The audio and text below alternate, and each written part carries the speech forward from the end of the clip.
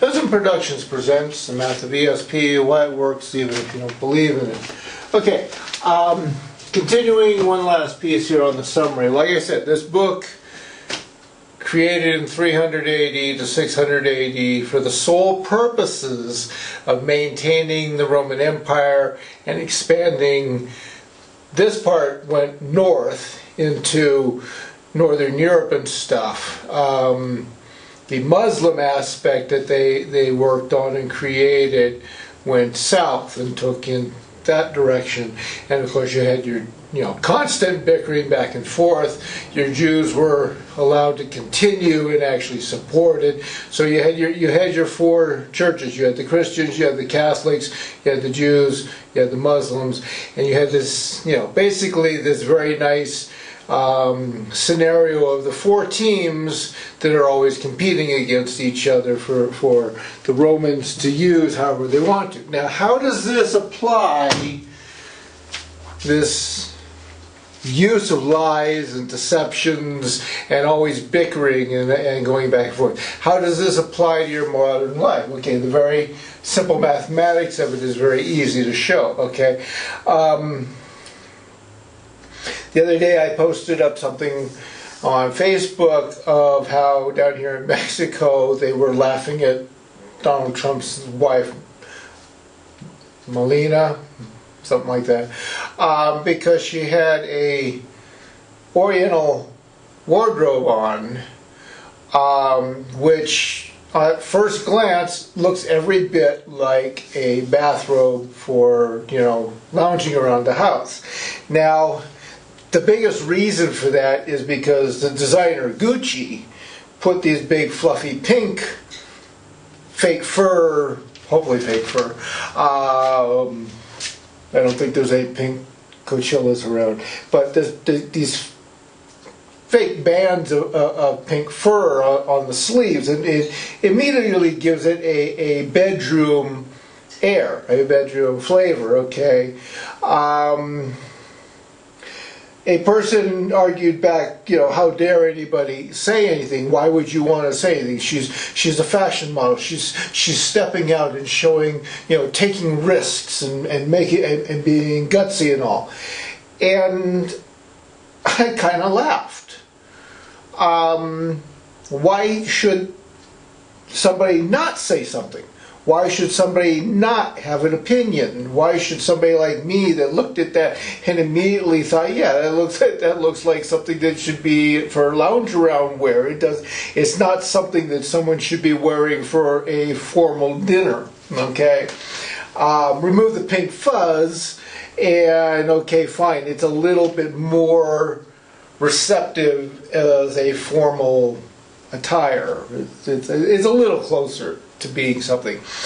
But the person there was like, how dare the Mexicans say anything about our First Lady? Okay, well, obviously the person is nationalizing the idea that their political leaders are much grander than anything, and nobody should open their mouths. The person totally forgot about the fact that, hey, for the past 3 years, Trump has done nothing but insult the Mexican country as a whole. Okay? Not one person, okay? Not one comment, but the entire Mexican culture is trash to Donald Trump. He doesn't care that he's using the Mexicans for labor for some of his products that his family sells for a large profit in America to United States citizens. The Mexican people are stupid and ignorant, okay? So this person wasn't even willing to accept the fact that if America represents freedom of speech, that means the other person has the right to say something too. And I get this quite a bit. And why? Because what does this book teach? You do not offend this religion without getting burned at the stake. You do not say anything bad about anybody that is a member of this organization, this corporation that is strictly for profiteering, because they will go out and hurt you. They will lie to you. They will cheat you. They will steal from you. They will take your land. They will use disease and famine and anything they can to steal from you. Okay? So your whole entire United States culture is based off of a lie, and your whole entire United States people defend that lie. It's much simpler to defend the lie than to stand up against it. That's why when whistleblowers started standing up in a major way in the United States, we all found ourselves going to prison. And we all found society around us literally, yay, you put another honest person in prison. Really? You defend freedom. As the meme says, I am a defender of freedom of speech. What I say is anything I want to say. What you say is only what I allow you to say. Yeah. Hypocrisy. Total hypocrisy. Okay? So, like I say, this is what you breed. This is what you follow. This is what you push. This is what you put out. So the absolute of hypocrisy has created the absolute of a world of hypocrisy. Everywhere you go, every country follows the lead. Okay? Britain did it, Spain did it, France did it, Italy does it, China does it, Russia does it. Both of them learned the Western European model. You can call it as many names as you want, but when you strip it down to its basic thing, it's a domination control type situation that goes all the way back down through the entire lineage, at least, say 10,000 years back to the Samaritans and the bases of the Hindu religions and stuff like that before they were getting too far along. At the point where spiritualism, being connected to the spiritual realm, stopped being a reality and it started becoming a religion, which is a corporation for profit. Okay? You had people who became figureheads, who became very rich off the idea. You started worshiping the people and building major monoliths of Gothic proportion to humans instead of respecting the planet around you. So that's why I say this mathematics is very, very exact, and it is very, very obvious that what I'm saying is going on. Okay? You have a prophecy in the Bible of Revelations. You have a prophecy of the same doom and damnation in the Muslim. You have it similarly in most everything, all the way back down through everything you can do. And by the way, something else we need to clear up here, folks, so you understand that I understand this, and the spiritual realm understands this. Semitic is based off Samaritan, which means all of the Arab states are Semitic. If you are anti-Semitic, you are anti-Arabic. You are not anti-Israel. Israelis are not the only Semitic. Okay?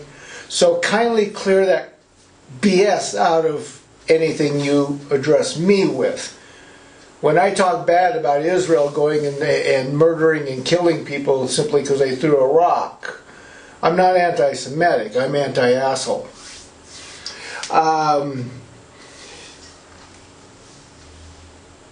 Egypt had a revolution, okay?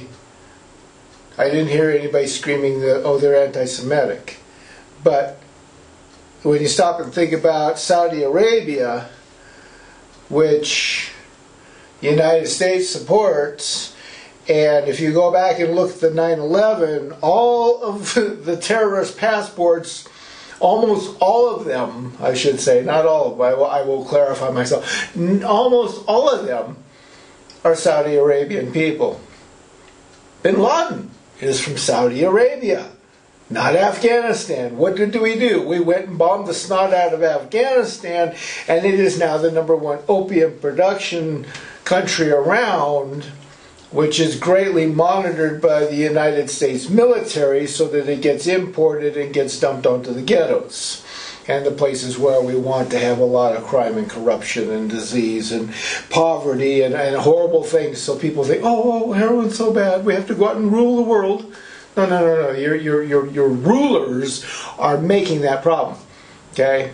China, in order to overtake China, had the massive opium den issues and problems created. About the same time the Christian Bible showed up over there. Yeah.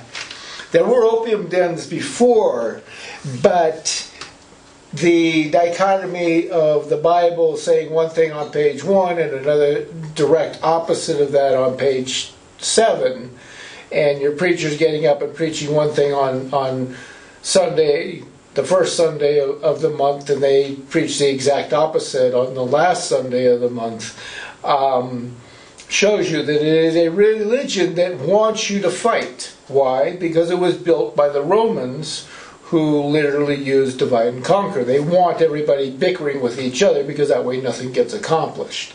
So that's what I'm pointing out here in this math, is that the actualities. Go look at your world. Go look at what's happening. You don't even have to believe me.